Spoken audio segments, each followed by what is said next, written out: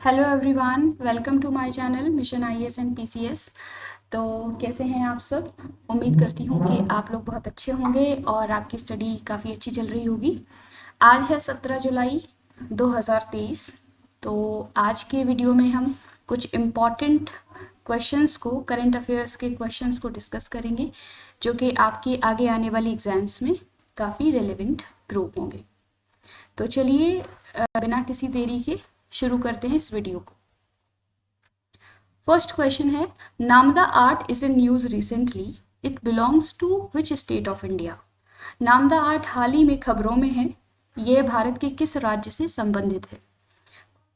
Options हैं Himachal Pradesh, Jammu Kashmir, Ladakh and Uttarakhand. तो इसका आंसर देने की कोशिश कीजिएगा, कमेंट बॉक्स में प्लीज़ इसका आंसर दीजिएगा। इस क्वेश्चन का जो करेक्ट आंसर है दैट इज़ ऑप्शन बी, यानी कि नामदा आर्ट जम्मू कश्मीर की एक ट्रेडिशनल कश्मीरी क्राफ्ट है जो कि शीप वुल और हैंड एम्ब्रॉयडरी को यूज़ करके बनाई जाती है। अगर इसके ओरिजिन को देखें तो it was originated in 16th century. 16th century में इसका ओरिजिन है। सूफी जो टाइम पीरियड था, जो सूफी सेंट थे शाह ए हमदा, उन्होंने इसको इंट्रोड्यूस किया था। नामदा आर्ट जो है वो अभी न्यूज़ में है क्योंकि इसको सक्सेसफुली रिवाइव कर लिया गया है through skill India project under the प्रधानमंत्री कौशल विकास योजना। तो ये काफ़ी इंपॉर्टेंट है न्यूज़ आपके लिए। आर्ट एंड कल्चर के पेपर में, मेंस में भी इससे रिलेटेड क्वेश्चन पूछा जा सकता है, तो प्लीज़ इसको थोड़ा डिटेल में पढ़िएगा और प्रीलिम्स में तो क्वेश्चन आ ही सकता है। अगला क्वेश्चन है, इन विच ईयर प्रधानमंत्री कौशल विकास योजना was launched in India? Bharat में प्रधानमंत्री कौशल विकास योजना किस वर्ष शुरू की गई थी?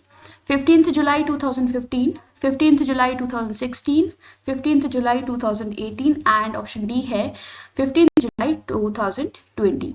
तो इस क्वेश्चन का जो करेक्ट आंसर है दैट इज ऑप्शन ए, यानी कि जो प्रधानमंत्री कौशल विकास योजना है वो भारत में 15 जुलाई 2015 को लॉन्च करी गई थी। और इसको जो है प्रधानमंत्री यूथ ट्रेनिंग प्रोग्राम भी बोला जाता है और एक स्किल डेवलपमेंट इनिशिएटिव है गवर्नमेंट ऑफ इंडिया का। इसमें जो मेन टारगेट है वो यूथ को स्किल प्रोवाइड करवाना, उनको ट्रेनिंग देना सो दैट कि वो एम्प्लॉयमेंट के लिए रेडी हो सके, रेडी वर्कफोर्स हो सके। तो ये बेसिकली इस योजना का टारगेट रहा है। अगला क्वेश्चन है, India's third lunar mission namely Chandrayaan 3 is recently launched on which date? भारत का तीसरा चंद्र मिशन यान अर्थात चंद्रयान 3 हाल ही में किस तारीख को लॉन्च किया गया है? ऑप्शंस हैं 12 जुलाई, 13 जुलाई, 14 जुलाई एंड 15 जुलाई। तो इसका जो करेक्ट आंसर है दैट इज ऑप्शन सी, यानी कि 14 जुलाई को चंद्रयान 3 2:35 PM पे इसरो के थ्रू इसको लॉन्च किया गया है। और इसको सतीश धवन स्पेस सेंटर जो कि श्रीहरिकोटा आंध्र प्रदेश में है, वहाँ से इसको लॉन्च किया गया है।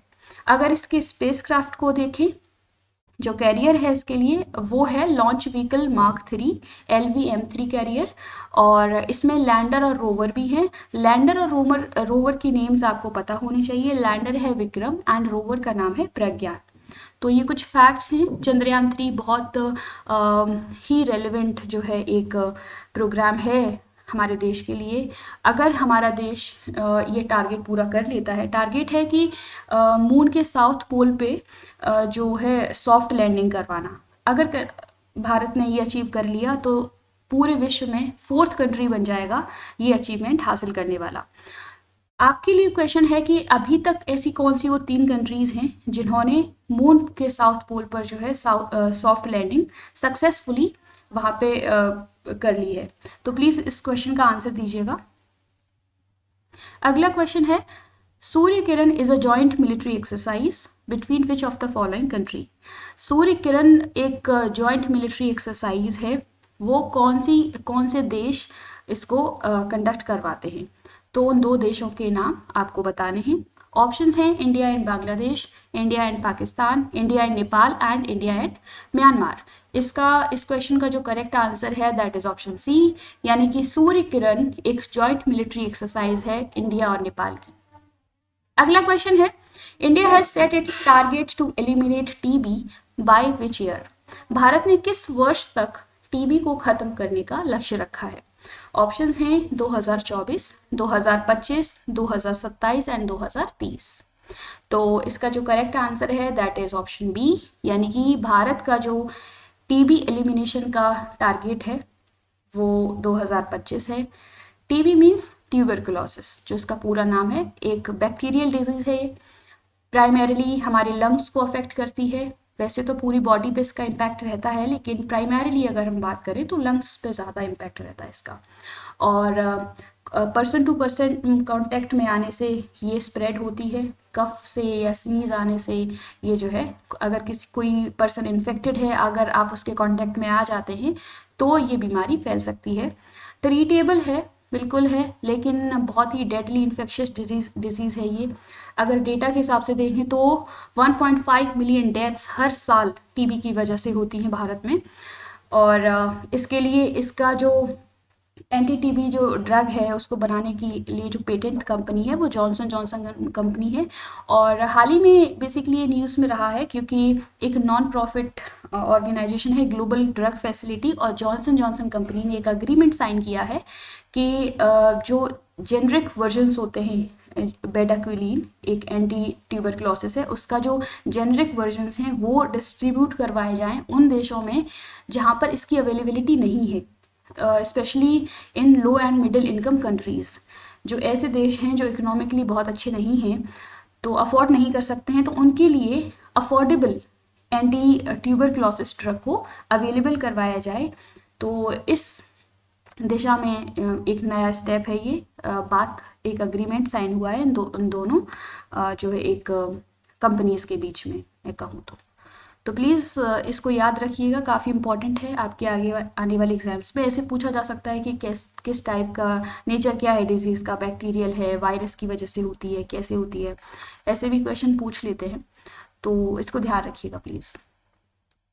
अगला क्वेश्चन है, विच of the following is second longest non polar glacier in the world? निम्नलिखित में से कौन सा विश्व का दूसरा सबसे लंबा गैर ध्रुवीय ग्लेशियर है? Milam glacier, Pindari glacier, Siachen glacier and Gangotri glacier. तो इस क्वेश्चन का जो करेक्ट आंसर है दैट इज ऑप्शन सी, यानी कि जो सियाचिन ग्लेशियर है वो second longest non polar glacier है वर्ल्ड में। और अगर हम इसके लोकेशन की बात करें तो ये ईस्ट कराकोरम रेंज है जो हिमालयाज़ में, वहाँ पर लोकेटेड है। सेकंड हाईएस्ट बैटलफील्ड भी है। जो हमने अभी बात करी कि longest, second longest non polar glacier है after Fedchenko glacier in Tajikistan. तो इसको ध्यान रखिएगा प्लीज। अगला क्वेश्चन है, world investment report is published by which organisation? विश्व निवेश रिपोर्ट किस संगठन के द्वारा जो है प्रकाशित की जाती है? WTO, world bank, IMF, UNCTAD। तो इस क्वेश्चन का करेक्ट आंसर है ऑप्शन डी, UNCTAD, यानी कि United Nations conference on trade and development. तो इसके बारे में थोड़ा सा डिटेल में पढ़िएगा, कुछ और इम्पॉर्टेंट इन्फॉर्मेशन है जिसको आप कलेक्ट करिए प्लीज़। अगला क्वेश्चन है, how many states of India share its border with Nepal? Bharat के कितने राज्यों की सीमा नेपाल से लगती है? बहुत इंपॉर्टेंट क्वेश्चन है क्योंकि इस टाइप के क्वेश्चंस न्यूज़ में रहते हैं और जनरली मैप से रिलेटेड क्वेश्चन एग्जाम में पूछे जाते हैं। तो इसका आंसर दीजिएगा प्लीज़ कमेंट बॉक्स में। इस क्वेश्चन का जो करेक्ट आंसर है दैट इज ऑप्शन बी, यानी कि भारत के 5 स्टेट्स ऐसे हैं जो अपनी लैंड बॉर्डर शेयर करते हैं नेपाल के साथ। और वो कौन कौन से स्टेट्स हैं? They are Uttarakhand, Uttar Pradesh, Bihar, West Bengal and Sikkim. यहाँ पर आप मैप देख सकते हैं। कुछ और इम्पॉर्टेंट रीजंस हैं जो काफ़ी डिस्प्यूटेड हैं, न्यूज़ में रहते हैं, लाइक काला पानी, लीपू लेक और लिम्पियादूरा जो एरिया है वो इंडिया और नेपाल के बीच में एक डिस्प्यूटेड टेरिटरी है। और लीपू लेक इसके पास में है, बहुत इम्पॉर्टेंट है, एग्जाम में पूछा जा सकता है। तो इस तरीके से जो इसके सराउंडिंग एरियाज़ हैं उनको भी आप मैप में लोकेट कर सकते हैं क्योंकि इस तरीके से क्वेश्चन पूछे जाते हैं। अगला क्वेश्चन है, who is elected as president of the basketball federation of India? Basketball federation of India के अध्यक्ष के रूप में किसे चुना गया है? ऑप्शंस हैं कुलविंदर सिंह गिल, आधव अर्जुन, सूर्य सिंह एंड मुनीष शर्मा। तो इसका जो करेक्ट आंसर है दैट इज ऑप्शन बी, यानी कि आधव अर्जुन को बास्केटबॉल फेडरेशन ऑफ इंडिया का नया प्रेसिडेंट चुना गया है। तो ये थे आज के इम्पॉर्टेंट क्वेश्चंस। होपफुली आपको ये क्वेश्चंस पसंद आए होंगे और आपने काफ़ी इन्जॉय किया होगा पढ़ाई के साथ साथ। अगर आपको ये वीडियो पसंद आता है तो प्लीज़ इसको लाइक कीजिए, शेयर कीजिए उन स्टूडेंट्स के साथ जो कि कॉम्पिटिटिव एग्ज़ाम्स की प्रिपरेशन करते हैं। और इसी तरीके से जुड़े रहिए हमारे channel mission IAS and PCS से। और डेली अपडेट होने के लिए प्लीज़ इस चैनल को सब्सक्राइब कीजिए। तो आज के लिए इतना ही। Thank you so much.